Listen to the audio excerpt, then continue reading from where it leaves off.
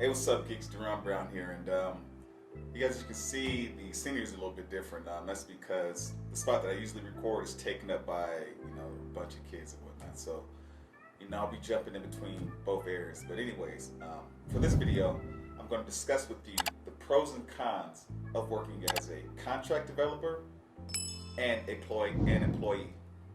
Now, the first thing I'm going to cover is actually employed developers. I'm going to go over the pros first and then the cons. So now let's get into it. So the pros of working as an employee is steady pay. You know what time of the month or every 2 weeks when you're going to get paid, you know the amount. So it's pretty safe. You have an idea how you can organize your bills or how it's just easier for you to plan out things because you have an expected amount of money and you also know what your bills are going to look like. The next benefit is health and dental.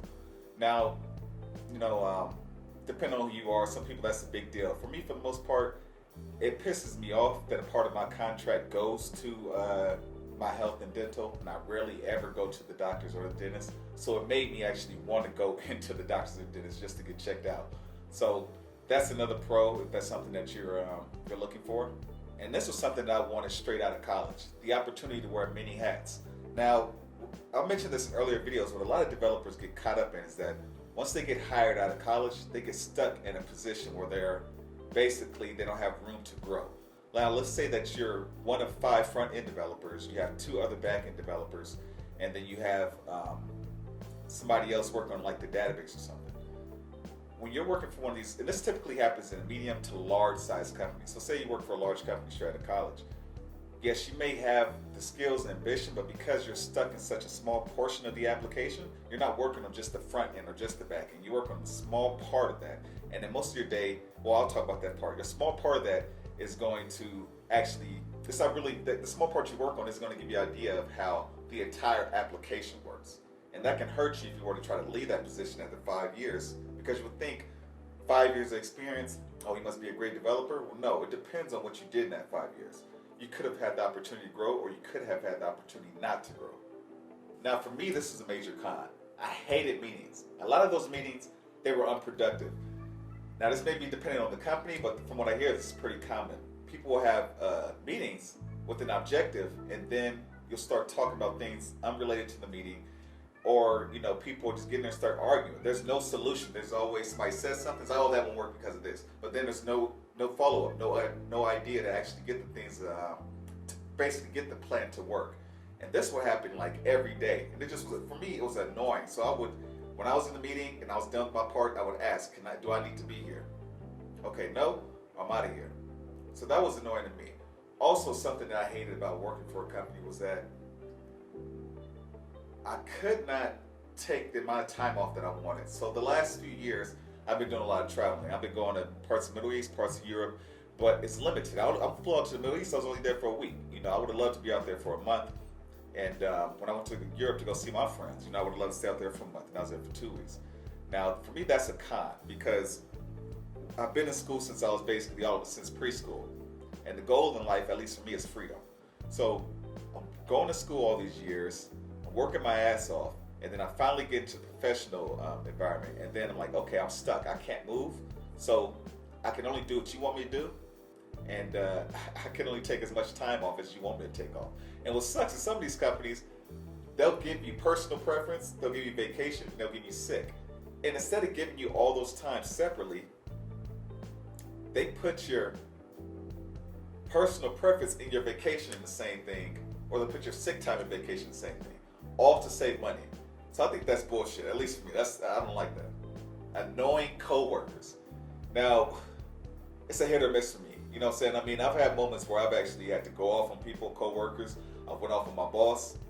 My boss actually put this on my Instagram story. My boss said we had these one-on-ones every 2 weeks, and my boss, we were talking, and then he was like, he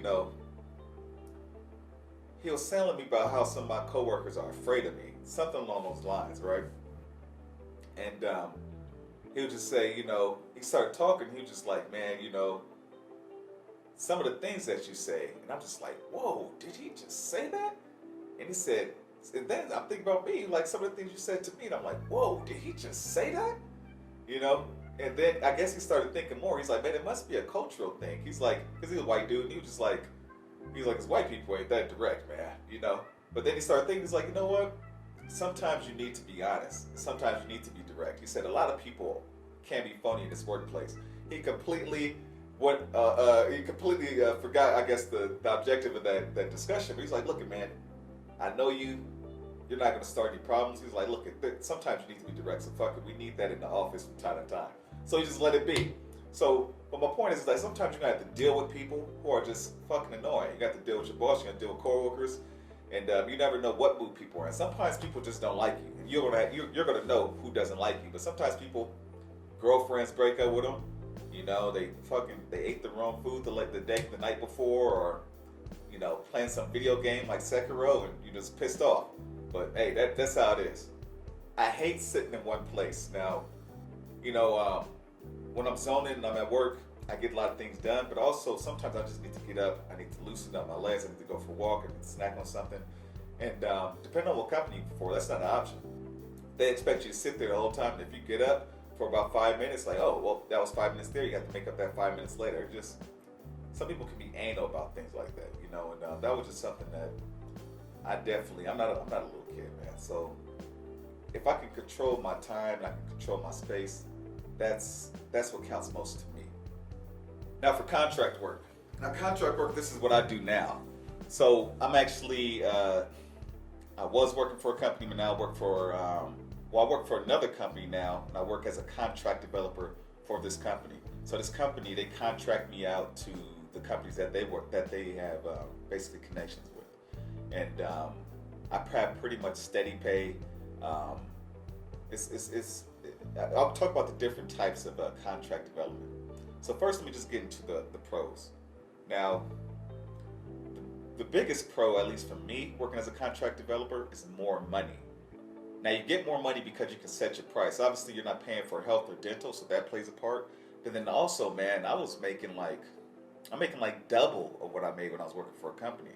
And to me, it's ridiculous. Like, people say money don't grow on trees, but I mean, there's a lot of trees out there. If you ask me, man, there's a lot of money that people can give you. It's just until you get it, you just won't understand. So that was the biggest pro for me, is that I can actually set my rate. I can say, okay, pay me this amount of money per hour, or you're going to pay me this as a total. This is how much this project's going to cost. And some of these projects, man, I can give them a number. They'll fight you on it, but people pay you like $25,000 for a project, man. And the reason it's so easy for me to get paid something like that is because there's two types of contract developers. You can either work for a company like I do, and then I can basically set my rate. And then because I have somebody else, I have basically social proof because I work for this company, people are willing to pay me that amount. Now, if you're working as just a solo contract developer, meaning that you find your clients, you help design the product, you help design the database, and then you're actually going to build the product. And then sometimes companies are going to look at the product while it's being built, like, oh, actually, you want this, and you have to, update the cost that way. That can actually be a hit or miss, because if you're not a developer that has a name, people are less likely to trust you and less likely to pay you that large amount. So if you're actually a well-trusted developer and then people know you, then yeah, you can throw out high numbers like that. But for me, I'm busy. Obviously, I have this YouTube channel. I have a business that I'm trying to build. I have hobbies. I have other things going on. So for me, I don't mind working for a company, and then they actually, I can use them as social proof. Having a flexible schedule. Schedule flexibility is really important to me. Traveling the world was never on my radar growing up. You know what I'm saying? My biggest thing, where I'm from, people just have families when they're like 18, some sooner than that. But I met a lot of great people when I was in college, and then, they opened my eyes to many different things, and it was like, hey, D, man, you got to come visit me in my country. So when I started doing that, it just felt weird for me to go to another part of the world and then have my time limited because of work. I feel like all of us, everybody here, we all work hard, man. And then sometimes you can just get exhausted. Even some of you guys, you may know React Native, you may not know React Native. Sometimes you get exhausted because you have so many other things on your plate, and you just don't want to. You don't have the energy for anything else, man. And one of the things that I want to get as close to freedom as possible. If I want to go work in Spain, I'm gonna go work in Spain. If I want to work in Barcelona, well, that's the same spot. If I want to work in like Germany, work in Germany. I want to work in the Middle East, Russia, whatever. I want to have that freedom to just come and go as I please. And then, luckily for me, coding is a hobby of mine. It started as a hobby of mine, so I code anyways to relax, so to enjoy my time. So for me, time flexibility was really important.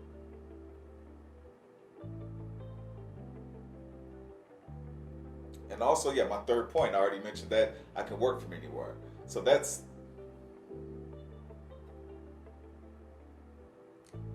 another pro is that you get to learn about a lot of different companies. Now, as a developer, you're going to hear about, most people who have ideas are just ideas. They're not going to execute on those ideas. But when you're working as a contract developer, you're working with many different companies, and you get to learn about a lot of different things. My first company was a medical company, so I learned a lot about the medical field. And then the app that I'm currently building is around pets. So when that app is actually done, I'm going to post a link. I'm going to create a video around it. But right now I'm learning about pets and pet tracking and things like that. I'm also working for a company that, I'm building an app for a company that deals with multiple sclerosis. And I'm putting that together and whatnot. So these are just things that things I may have heard of, but I never thought of. And because I'm actually building an app for this company, I have to understand the business to make sure that the app complements the needs of the business. So that's a really great pro, because you never know, down the road you may want to build that next great application. And because you're so well-rounded as a developer, you can just do a lot more. Now, my last pro is that you get to learn from seasoned developers. Now, I'm a pretty good React Native developer, but I wouldn't say that I'm just the greatest developer of all time. I feel like for you to be a senior developer or like an all-star developer, in my opinion, is to have the ability to confidently go from language to language and to build a product in a month. For some of these guys I've been working with, they've been coding for, 10 years. 10 years or a little bit more than that. And but they have such a strong understanding of the tools that we use for building these applications, their limits, and then what types of packages or what type of tools I will need to actually get an application to work. We have this, when I'm building an app and I have any kind of issues, we have like this hub where we can consult with each other and then post our issues that we're having. And when I post the issue for something, or anybody else, the feedback that I get back is just immediately. You can tell that I'm dealing with developers who are actually, because they work for multiple companies as well, it's likely that they've encountered the same issues as you.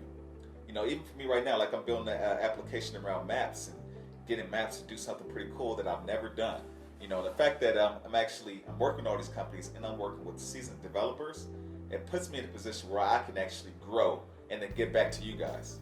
Now, the cons to working as a contract developer.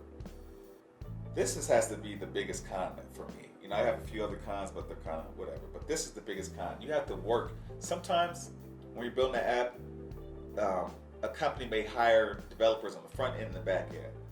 So that's cool. If they hire developers on the front end and the back end, most likely we're all through the same company. So I know how to work with this developer. But when you're working you're building an app for a company, you're working with a developer within that company, it's always issues, man, because a lot of those developers are insecure. They don't like the fact that they've already contracted the app to another external source, and then it can be intimidating because a lot of them, like I said, they're not as well-rounded. They haven't had the opportunity to touch many tools, so they've been stuck in with one tech stack. And a lot of times, for me, that they may be changing. Well, they're supposed to be changing this up, but I get paid based off releases. So there's certain features that they expect to be released at a certain time, and I've actually built the entire app already. But there's parts of the API that still are incomplete, and it's been months and months. And this guy, he takes forever to do anything. He takes weeks to respond to a message.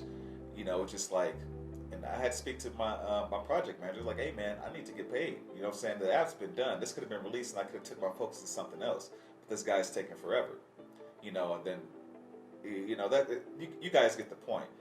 When you're working with another developer for another company, it can just be stressful in the fact it can affect your money, or you're just gonna have to deal with rude people, as opposed to just sitting in your house and just building the application and nobody speaks to you other than the project manager. Now, I mentioned this a little bit earlier, but another con is that you have to find work. Now, as a contract developer, like I said, I work for a company, I have social proof, but if you're one of those guys that want to do everything solo, then it can be complicated because it's a lot of marketing, it's a lot of, you're going to put a lot of time into basically building your self-image to actually get some kind of customers. And then also not to mention you're building the entire application on your own. So if you encounter any issues, you're just going to have to spend a lot of time researching, and then you might have the deadlines that you have to make for this company, and then it just makes you can potentially get paid less, and then you could potentially have to postpone releases because of a lack of knowledge. Like I said, I work for a company. We have a lot of developers that are working on other projects. And if I have any issues, I can easily ask them and get that question answered in a matter of minutes. I don't have this problem, but I looked up a few cons, and then one of the cons was loneliness. Now, some people just don't have social skills. They don't know how to. They may have struggled with relationships in high school and college, and then once they got into the real world, they still may struggle. So if they're working working as a remote contract developer, they probably don't have any social life. So if you're one of those developers, if you're one of those developers that are in that situation, then that can suck because you're missing that human-to-human connection. Now, I don't have that issue. I have a routine. I wake up in the morning, I go for my workout. I either go for my run at 6 a.m. or I go for hit the gym at 6 a.m.